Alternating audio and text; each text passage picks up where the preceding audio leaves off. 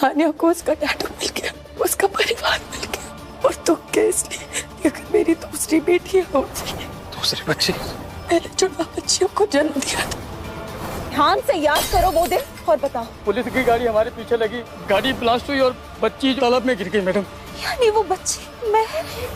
हानिया को उसका डैडू मिल गया, उसका परिवार मिल गया और दुख के इसलिए अगर मेरी दूसरी बेटी हो जाए। दूसरी बच्ची? मैंने 14 बच्चियों को जन्म दिया था। ध्यान से याद करो वो दिन और बताओ। पुलिस की गाड़ी हमारे पीछे लगी, गाड़ी ब्लास्ट हुई और बच्ची तालाब में गिर गई मैडम। यानी वो बच्ची मैं?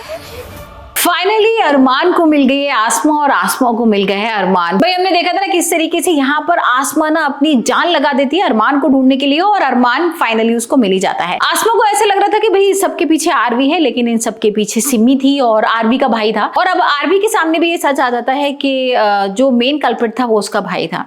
तो अब ये सारा सीन तो खत्म हो गया है। अब नए एपिसोड में हम देखने वाले हैं कि भाई बैसाखी का मौका है और यहाँ पर सब लोग बैसाखी सेलिब्रेट कर रहे हैं और कहीं ना कहीं जो आसमा है ना वो बहुत खुश है, मतलब उसे लग रहा है कि भाई अब सब कुछ ठीक हो जाएगा।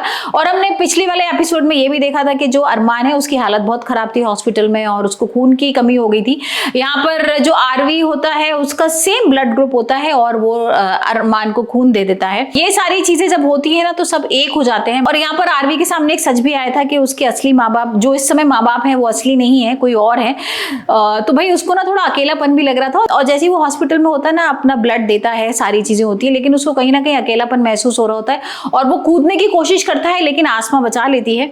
और ये सब जब आसमा बचाती है ना तो एक बॉन्डिंग क्रिएट हो जाती है। आसमा कहती है कि भाई नहीं, मैं हूं ना, हम लोग सब हैं, तुम इतना अकेला क्यों महसूस कर रहे हो। और ये सब अरमान भी देख लेता है, अरमान भी आ जाता है। अरमान कहता है कि भाई आज से तुम मेरे भाई हो। और ये सुन के रणविजय, आसमा, अरमान ये सब बहुत इमोशनल हो जाते हैं।